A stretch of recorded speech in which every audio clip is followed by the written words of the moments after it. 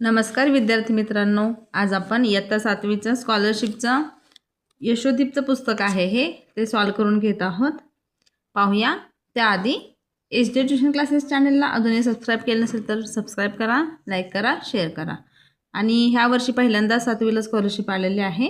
गेल्या वर्षी होती स्कॉलरशिप, परंतु त्यावेळेस काय झालं, उशिरा मुलांना समजलं की ह्या वर्षी स्कॉलरशिप आहे, त्याच्यामुळे त्यांना अभ्यास करायला वेळ नाही भेटला.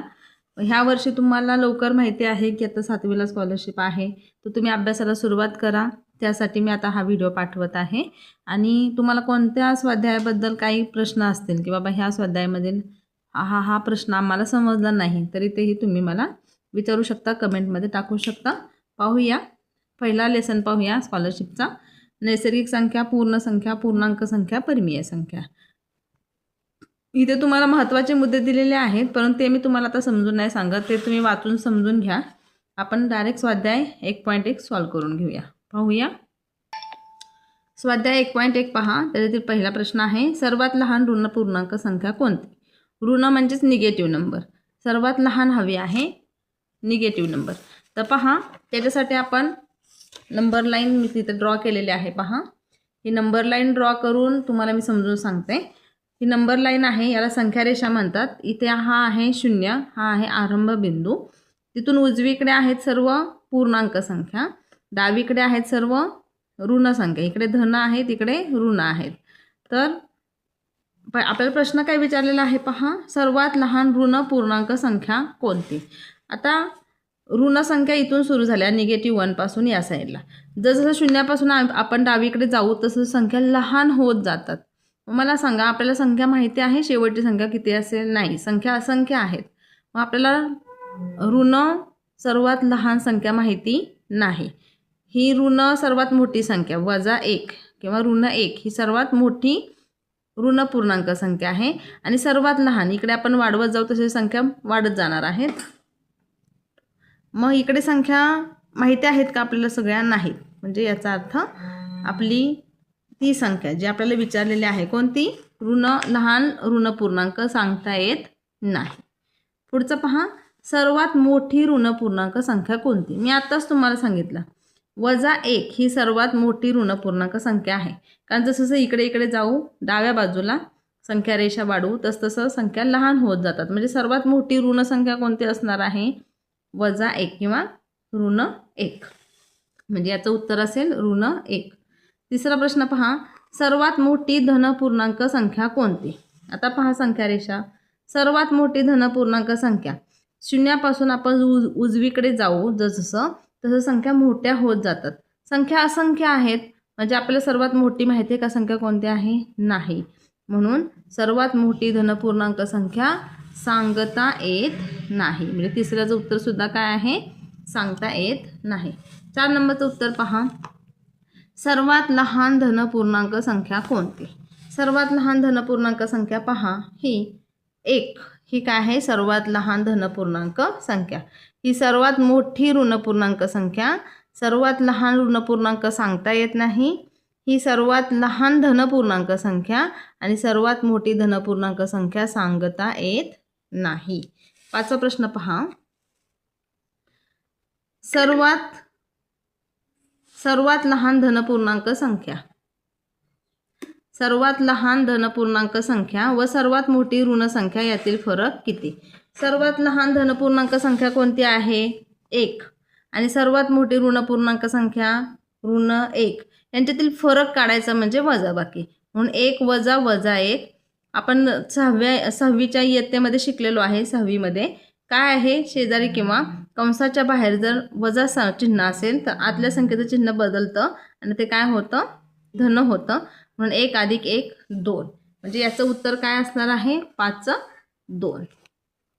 6वा प्रश्न पहा, खालीलपैकी सर्वात लहान परिमेय संख्या कोणती? 0 ही नाही, वर्गमुळात 49 याचं वर्गमूळ आहे 7 ही नाही. सर्वात लहान परिमेय संख्या. तर या दोन संख्येमध्ये पहा, इथे -4/7 किंवा -4/7. जर मी डिवाइड केलं 7 तर आन्सर निगेटिव्हमध्येच येणार आहे. इथे पहा, निगेटिव्ह दोन्हीकडे न्यूमरेटरला किंवा अंश आणि छेदाला दोघांना ऋण चिन्ह आहे. त्याच्यामुळे यांचं चिन्ह कॅन्सल होईल आणि धनसंख्या हे उत्तर येईल. म्हणजे सर्वात लहान परिमेय संख्या कोणती असणार आहे? -4/7. दुसरी एक ट्रिक आहे याच्यामध्ये. जर असं नाही समजत तर तुम्हाला छेद समान करून घ्यायचे. छेद समान करायला आपण इयत्ता 6वीमध्ये शिकलेलो आहोत. छेद समान केल्यानंतर मग लक्षात येतं कोणती संख्या लहान आहे. परंतु इथे कोणती संख्या लहान आहे? -4/7. 7वा प्रश्न पहा. 2 ते 498 पर्यंतच्या नैसर्गिक संख्यांची बेरीज किती? पहा मी ते सॉल्व केलेलं आहे. ते 2 ते 498 पर्यंतच्या नैसर्गिक संख्यांची बेरीज किती? पहिली संख्या ह्या दोघांच्या मधला पहिल्यांदा फरक काढून घ्यायचा. एकूण संख्या काढण्यासाठीचा फॉर्म्युला पहा तुमच्या पुस्तकामध्ये दिलेला आहे. एकूण संख्या काढण्यासाठीचा फॉर्म्युला थांबा तुम्हाला दाखवते. हे बघा, एकूण संख्या काढण्यासाठी पहिलंच आहे. एकूण संख्या दिवस नोटा मोजण्यासाठी एकूण संख्या बरोबर शेवटची संख्या वजा पहिली संख्या अधिक 1. त्या पद्धतीने त्याच फॉर्म्युल्यावरून आपण एकूण संख्या काढून घेऊया. पहा 2 ते 498 मधल्या एकूण संख्या किती? पहा 498 शेवटची संख्या वजा पहिली संख्या त्याच्यामध्ये मिळवायचा 1. दोघांची वजाबाकी 496 त्याच्यामध्ये मिळवला 1 497. या काय आहेत? एकूण संख्या. आता त्यांची बेरीज किती पहा. एकूण संख्या गुणिले त्याला फॉर्म्युला आहे. एकूण संख्या गुणिले पहिली संख्या अधिक शेवटची संख्या भागिले 2.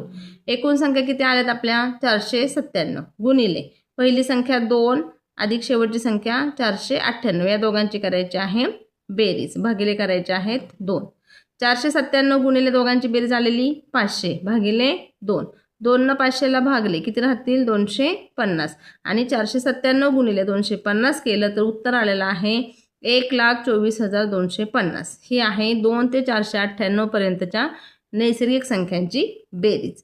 तर तुम्ही सर्व हे लक्षात ठेवायचं कसं सोडवायचं आहे. त्याच्या पुढचा प्रश्न पाहूया. पहा 8वा प्रश्न पहा. खालीलपैकी चुकीची जोडी ओळखा. इथे पहा -4 ऋण पूर्णांक संख्या तर ती बरोबर जोडी आहे. 4/3 परिमेय संख्या ही सुद्धा बरोबर जोडी आहे. 7 ही परिमेय संख्या बरोबर जोडी आहे. परंतु 0 ही नैसर्गिक संख्या ही बरोबर जोडी नाही. कारण नैसर्गिक संख्येमध्ये 0 येत नाही. म्हणजे चुकीची जोडी कोणती आहे? 0 ही नैसर्गिक संख्या नाही. पुढे पहा 9वा प्रश्न. 1 + 2 + 3 + 4 + 5 असे 1000 पर्यंत बेरीज केली तर किती येईल? त्याच्यासाठी सुद्धा फॉर्म्युला वापरायचा आहे. ते पण मी सॉल्व केलेलं आहे. पहा कसं सॉल्व करायचं. क्रमवार संख्यांची बेरीज काढायची असेल, क्रमानं संख्या दिलेल्या असतील आणि त्यांची बेरीज करायची असेल तर शेवटची संख्या गुणिले शेवटच्या संख्येच्या नंतर येणारी संख्या त्यांचा करायचा गुणाकार. शेवटची संख्या आहे 1000, त्याच्यानंतर येणारी संख्या आहे 1001, त्यांचा करायचा गुणाकार भागिले करायचे 2. गुणाकार आलेला आहे. गुणाकार इझी आहे. पहा कसं करायचा. 1001 आहे तसेच लिहा आणि 1000ने गुणलं म्हणून त्याच्या पुढे फक्त 3 शून्य लिहायचे भागिले 2. 2 न भागल्यावर उत्तर आलेलं आहे 5,05,000. क्रमवार संख्यांची बेरीज करताना हा फॉर्म्युला सोपा आहे. शेवटचा प्रश्न पाहूया. काय आहे शेवटचा प्रश्न पहा. खालीलपैकी योग्य पर्याय निवडा. 0 ही पूर्णांक संख्या आहे. 0 ही मोज संख्या आहे. 0ला कोणत्याही परिमेय संख्येने गुणले असता परिमेय संख्या येते आणि 0 ही सर्वात लहान धनपरिमेय संख्या आहे. तर याच्यामध्ये योग्य पर्याय आहे 0 ही पूर्णांक संख्या आहे. स्वाध्याय 1.2 साठी किंवा संपूर्ण स्कॉलरशिप तुम्हाला जे अवघड जाईल, कोणता स्वाध्याय अवघड जाईल ते तुम्ही मला नक्की कळवा. कमेंट बॉक्समध्ये टाका. मी तो स्वाध्याय किंवा त्या स्वाध्यायामधील तो प्रश्न सोडवून देण्याचा नक्की प्रयत्न करेन. धन्यवाद. Thank you students for watching this video. Thank you so much.